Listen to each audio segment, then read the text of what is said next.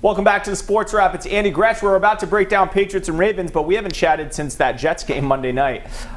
It seems a little bit divided with Patriot fans if winning was actually a good thing for those who want the Pats to tank. But are you more encouraged about the Patriots winning the Jets, coming back to win that game, or more discouraged because they barely beat the winless Jets? Yeah, I don't look at style points anymore, quite honestly, Yianni. Right now, it's about how does this team respond? How do they bounce back? And they did a good job in showing some perseverance. You know, I sat here a couple of weeks ago and dog cussed this team for bad effort. So I'm not going to sit here and be like, hey, you guys showed effort this time, but that's really bad. You're very naughty. No, you want effort from your football team. I think the response was appropriate and something that we should put some stock in, but let's not think everything is fixed. All right, so the Ravens coming to town Sunday night. These two played Sunday night last year at M&T Bank Stadium. I was there. It was not pretty. They were run out of the building.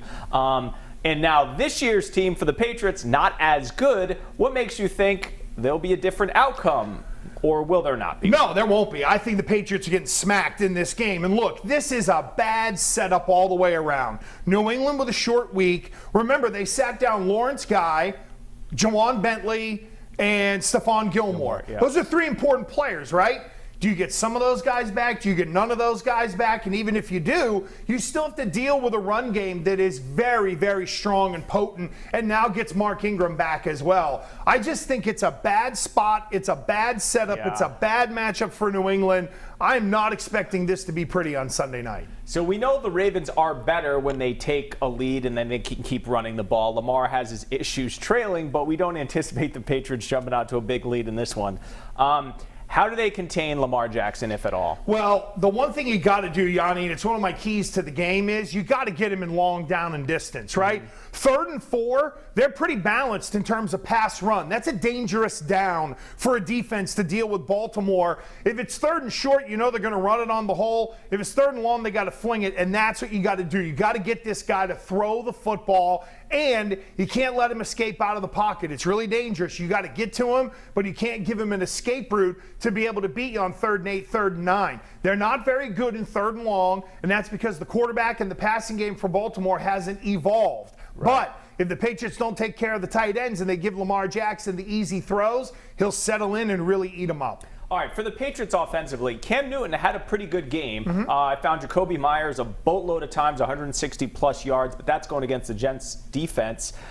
How do the Patriots move the ball against the Ravens? Run it and go slow. They're going to have to be physical at the point of attack and move around a group that is notoriously pretty good against the run. And look, Jacoby Myers had a great night. There's no question, right? But the guy across from him this week is going to be Marlon Humphrey, who is maybe a step short of Stephon Gilmore. Yeah. So good luck on that one. And then it's, Gunner Tryhard and whomever else they're going to throw out there. So it's got to be the running backs. It's got to be the running game. And they're going to have to continue to get creative. They overloaded the offensive line coming up on New England Nation this week. I'm going to take a look at how they manipulated a formation to make some things happen against the Jets where they were this close from hitting some plays on. It's got to be the same thing against Baltimore. And time of possession would be fantastic for New England. They can hold it for 36 minutes, then maybe they got a chance. All right, he's Andy Gresh. We're getting ready for Pats and Ravens all week long, including on New England Nation on Sunday. Much more from the Sports Wrap coming up right after this.